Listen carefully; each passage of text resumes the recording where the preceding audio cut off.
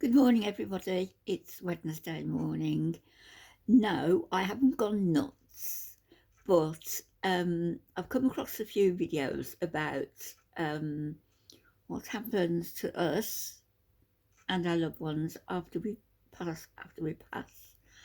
I know it's only our bodies, but we probably hang around a bit and watch what's going on. Um, and it's important that we are treated with respect, I think, after our soul leaves the body. So I came across this video and another one where there is a makeup artist who started her journey after she did the makeup for her mother when she passed, and now she's gone into that business full time and she's very dedicated, beautiful girl. But this is simply about embalming, and I'm going to leave a link to the channel in my description and play some of it here for you. Probably like me, you have occasion when you think, when a loved one passes, what happens afterwards. And it's nice to come across people who actually enjoy their job and treat the bodies with a great deal of respect. So let's play her. She's a beautiful woman, by the way. Hey, good morning, guys. So it's bright and early in the fluorescent lights here in the prep room. So it's prep room, embalming room. It's where the embalming happens. A lot of times it's where the dressing, casketing also takes place. So bear with me. I've got a little tripod rigged up system here that I'm going to use as I'm showing you things as well. So this is where The video isn't the best. She keeps jumping and it goes light and dark, but business. So many you'll get the drift. awesome reconstructive things can happen here. So many great moments where you can give back a loved one. So I love what can happen in this room. I love what people can be skilled and gifted at doing in this room. So just a little plug, because I really love the embalming aspect of this business. So I'm going to start with kind of when I come in the prep room. I know I had a question on, what do you mean change of shoes? So I had posted something about I had my embalming shoes in my car because I keep them in a bag in the back of my car in case I get called in. I have them with me, and so someone had asked about why I have different shoes. Well, it's all part of PPE, which is personal protective equipment. So a lot of people use PPE in their businesses for different aspects of things that you may do. And in the prep room, embalming room, it is the gowns, the gloves, which I have on. And in this case, I change into just some general old little shoes. I have a little bag from the dollar store that I keep them in that's plastic lined, and so that way when I come in the prep room, I put them on.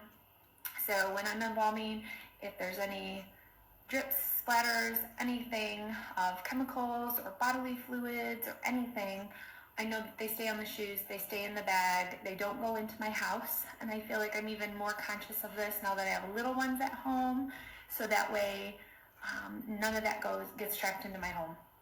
It can all just stay right in that little plastic bag and stay in my car. We also wear gowns. Let's see if my jerry rig system works here. So a gown, it's plastic, goes on the front, ties up in the back, and then you wear that while you're doing the embalming. I like the pink gloves that she wears. Just protects from anything getting on your clothes, especially a lot of funeral directors have on their suits when they're doing this, and so they want to protect their suits while they're prepping, because they have to go back out and meet with the family, or have to go back out and direct a funeral or something like that. So Oftentimes we've got to make sure we really protect what we're wearing because it might be the only thing we have, or we may have already dirtied an outfit that day and are in our backup outfit. So, all right, so I'm going to just kind of show you what I view every day. Well, when I'm in the prep room, which is not in every, but okay. So this is just kind of a general landscape of the prep room. Looks like a kitchen, doesn't it? And I'm going to show you kind of what everything is here. There's my little easel stand I have rigged up. So I kind of talked about personal protective equipment. This is something a lot of embalmers also wear. Just a mask that helps kind of clean the air that we breathe in to help reduce some of the chemicals that we breathe.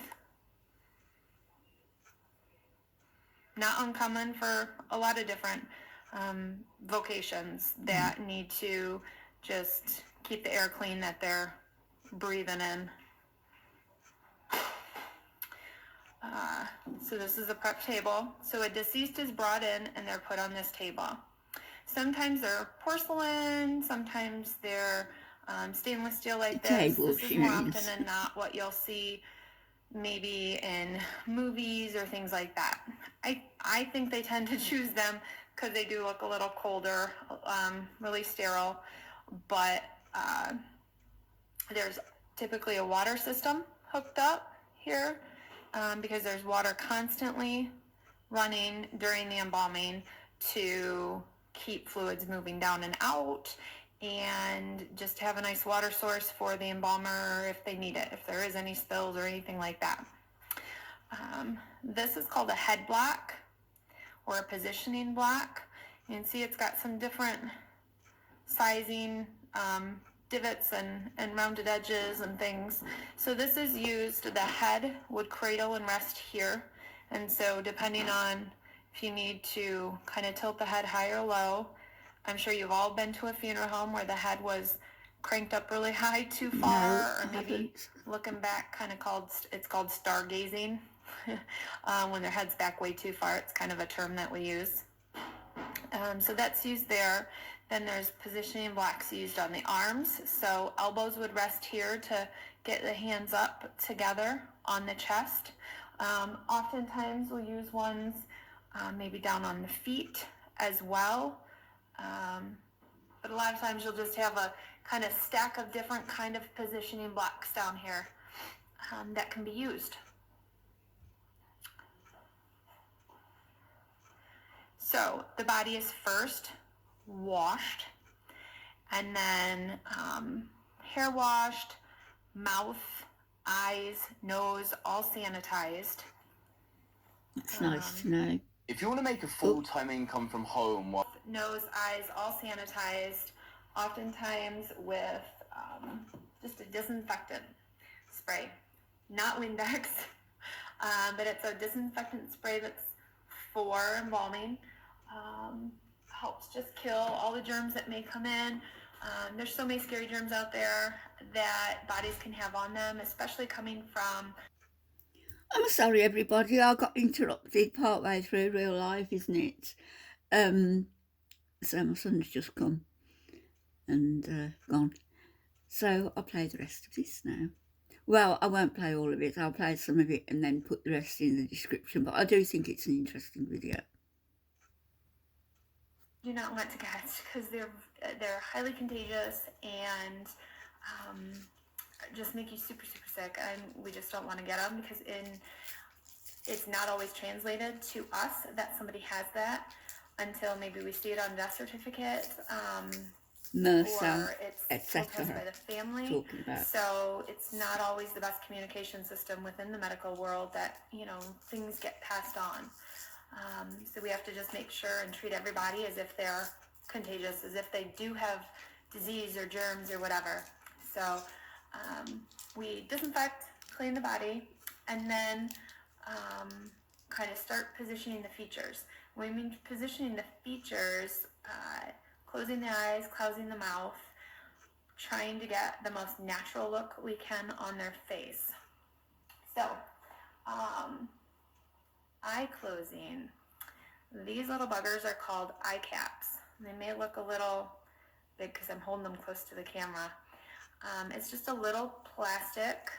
It's almost like a little contact, and it has these little pokey grooves, if you can see them. So when it's put on, it goes under the eyelid, just like a contact would. And those little pokey grooves just hold the eyelid kind of down. Just an extra security to help hold that eye closed. So one goes in each eye. So mouth closure. There's a couple different ways folks close mouths. There's something called a needle injector. I don't personally use a needle injector. So it's this little doohickey. And one of these little wires, there's a whole bundle here. Let me grab one out for you. All right. So there's this little bracket, and there's a little wire attached to it. So that needle injector, you load this in, and then it, for lack of a better word, shoots. It implants this into the upper here and the lower here, inside under the lips, and then the metal is tied together to bind the mouth closed so it doesn't pop open. Some folks use suture, so they sew the mouth closed, and I've talked about this before. It's not sewing the lips, but it's sewing up through or down through. I hook the mandible and the septum, so there's no risk of it breaking ever. It doesn't break through tissue because you're hooked on bone. And I don't know why that's getting a little dark. I'm gonna prop this so I can use my hands more. And so, hold on. There we go. Trying to get the light right. Sorry, guys. And then, so once the mouth is closed up, sutured, oftentimes if someone's missing their teeth, you got to try and get that natural, side, when you look at someone from the side, that kind of rounded, because without the teeth, it sinks in and it's flat, and it's just not natural. So this is called a mouth former, and it goes in the mouth like that, and gives the teeth effect for someone who maybe doesn't have their teeth, doesn't have their dentures, doesn't have that natural, or maybe they haven't worn their dentures in 6 months to a year because they've been in a nursing home and they didn't want to, or they've lost 30 pounds, and so you put in those dentures and they look huge on the person. So with this, we can cut it down a little bit and make it a more natural mouth look for the person. So that is kind of closing up the features. And then yes, we do use glue to glue the mouth, glue the eyes, and it is all for the sake of the mouth not coming open, the eyes not popping open, things of that nature. We do use, going in the cupboard here, so Gorilla Glue. Gorilla Glue. There is a glue that's made just for deceased individuals, which is, whoops, one of these. There's a little pin there in case it seals up just like glue at home. Trying to get one out. It's just another type of glue. But I do know a lot of people who just use Crazy Glue or Gorilla Glue or whatever you can buy at the local hardware store, because it kind of works the same. And it's a little cheaper than some of the stuff that's made just for the industry. So I know a lot of people that use a lot of different variety of things. So once the... So I think we'll leave it there, and I'll put the channel link in the description if you want to watch the whole video. But I just think it's interesting to see what happens, and a little comforting as well to know that these people who do the work do an excellent job and actually do care. And don't forget, they're going to be in that position one day themselves. Okay, everybody, I'll be back later.